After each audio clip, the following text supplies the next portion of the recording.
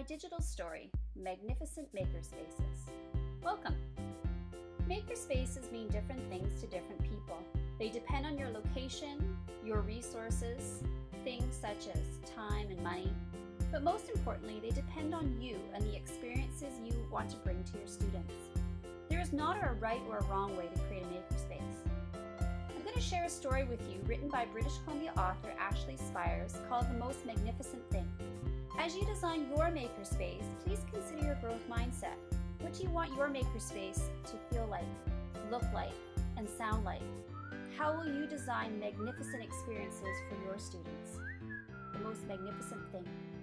There is a regular girl and her best friend in the whole wide world. They do all kinds of things together. They race, they eat, they explore, they relax. She makes things, he unmakes things. One day, the girl has a wonderful idea. She is going to make the most magnificent thing. She knows just how it will look. She knows just how it will work. All she has to do is make it, and she makes things all the time. Easy peasy. First, she hires an assistant. Next, they gather their supplies. They set up somewhere out of the way and get to work. The girl tinkers and hammers and measures while her assistant pounces and growls and chews.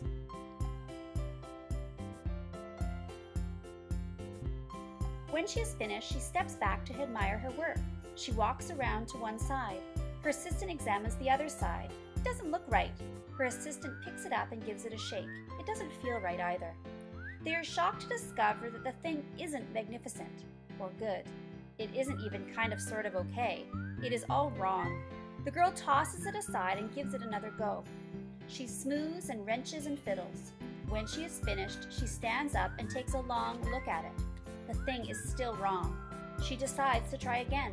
The girl saws and glues and adjusts. She tries all different ways to make it better, but none of them are magnificent.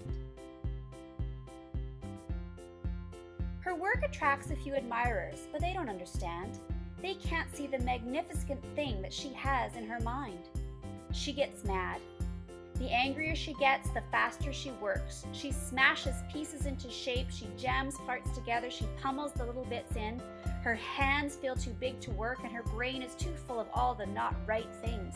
If only the thing would just work. Crunch. The pain starts in her finger. It rushes to her brain and she explodes. It is not her finest moment.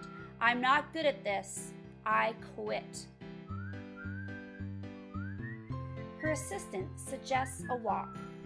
It's not much help at first, but before long she starts to feel different. Bit by bit, the mad gets pushed out of her head. As they stroll along, she comes across the first wrong thing she made. The bad feelings are about to start all over again. Then she notices something surprising. There are some parts of the wrong things that are quite right. The bolts on one, the shape of another, the wheel-to-seat ratio of the next. There are all sorts of parts that she likes. By the time she reaches the end of the trail, she finally knows how to make the thing magnificent. She gets to work. She works carefully and slowly, tinkering, hammering, twisting, fiddling, gluing, painting. Her assistant makes sure there are no distractions. The afternoon fades into evening. Finally, she finishes. She alerts her assistant. The pair takes a good, long look. It's a little bit to the left. It's a little heavier than expected. They climb aboard and take it for a spin. They are not disappointed. It really is the most magnificent thing. How does your makerspace become magnificent? What challenges might you have in implementing this magnificent makerspace? What kind of a mindset will you need to overcome these obstacles?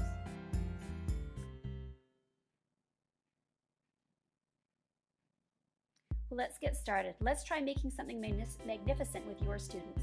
The Deconstruction Challenge is up next.